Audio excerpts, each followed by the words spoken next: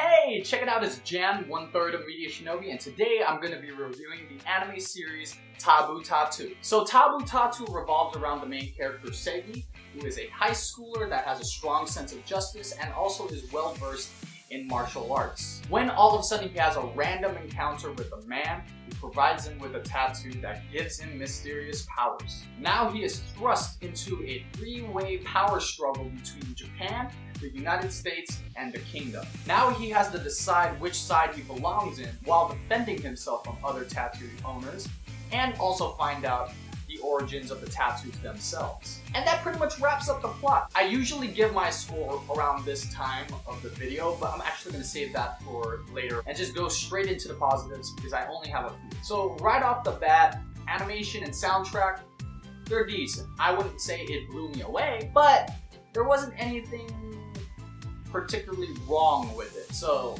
I'll give it a pass. Another aspect is the comedy, which I would consider both a good and a bad thing, and here's the reason why. The comedy aspect of the series was actually decent. There were legitimate times where I kind of chuckled a bit. My issue with the series was the fact that there were inappropriate times that they added comedy into the series. One example is the introduction of Soha, which is arguably a comic relief character.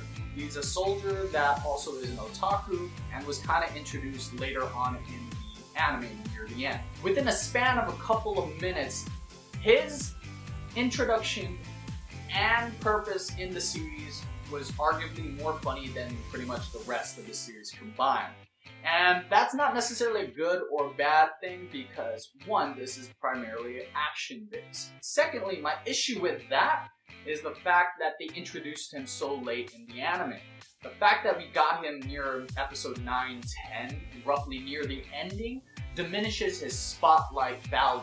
Arguably a character that I consider the most interesting was introduced so late, and it didn't really matter at that point because he only had a couple of episodes and it was really focused on Seigi, who's the main character, and Izzy. My argument is that he should have been introduced earlier in the series because, one, they never truly established who was going to be the main cast because they got rid of Toka, or Toko, who is the childhood friend, which arguably, in my opinion, was just killed off for the sake of getting a reaction and speeding up Seigi's character development because we were already halfway into the series. And then there was that other girl, the redhead, I forgot her name, but she was kind of just used as like a damsel in distress where Seigi and Izzy were supposedly trying to save, but really she didn't have any impact on the story per se. And I guess I already started on the negatives, but I might as well actually officially mention them now. The characters, like I said earlier, they didn't really establish the roles appropriately. The character development also is questionable at best simply because, one, Seigi's character development has been purely reactive. Seigi was a guy with a strong sense of justice. Transitioning from that to a depressed, broken shell of a man, the only reason it even transitioned to that point to begin with was the death of Toko. That in itself, I have no issue with. My issue was that was the only thing they relied on to properly transition to it. Because otherwise, there would be no true growth with Seigi. They had to do it because we were already halfway into the freaking series. And another character who's arguably the most badass character in this series, Bibi, his death was also anticlimactic and disappointing as well. Bibi's death was purely for the sake of Seigi's character development because they were trying to push this idea of passing on goals, ideas, ambitions, because prior to Bibi's death, there was another character that was relevant in his life that died for his sake, and vice versa now.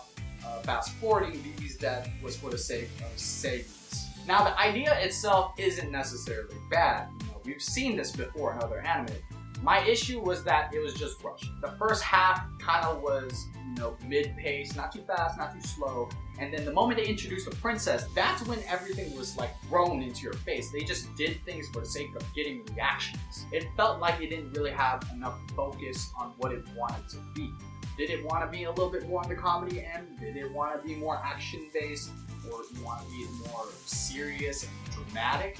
It just try to be so many things at once without it really organizing when and where each genre should primarily take place. And I don't even know how to describe the finale because it was so absurd. They barely hinted on what the no tattoos were. Like, oh, okay, they're rare. There's only 4 in the world. The kingdom already had 3 and Seigi was the last key. Fine, whatever. They didn't really describe what the tattoos were supposed to be. And all of a sudden, that's when both the princess and Seigi became 2 gigantic kaijus. There was no real rhyme or reason as to why they had to be kaijus, other than to emphasize the grand scale of why these tattoos are important. And the kaiju battle didn't even feel like an actual kaiju battle. I didn't feel any tension, it felt arbitrary, it just felt like it was placed there for the sake of being epic. And the way it ended, the moment Seigi beat the princess kind of reverted back to her original personality, which kind of broke the momentum even further. Almost like a tsundere a little bit, where she's like, you're gonna regret this.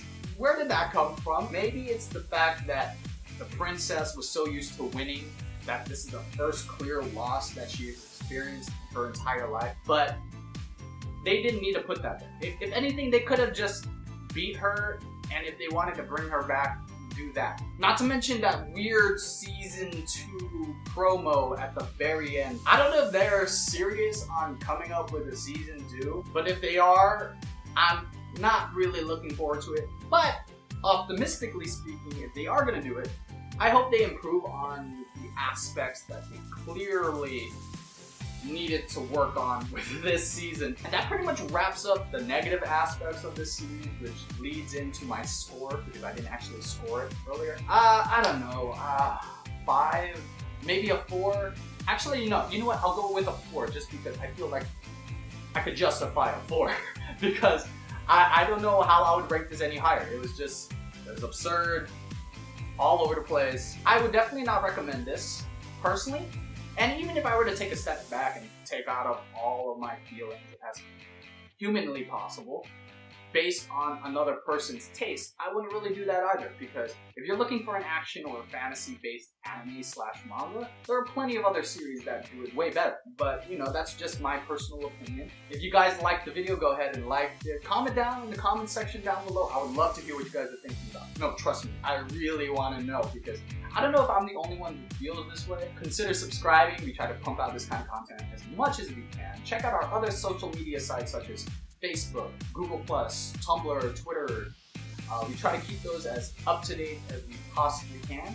And with that out of the way, that's pretty much the end of this video. So this is Jan, 1/3 of MediaShinobi, signing out.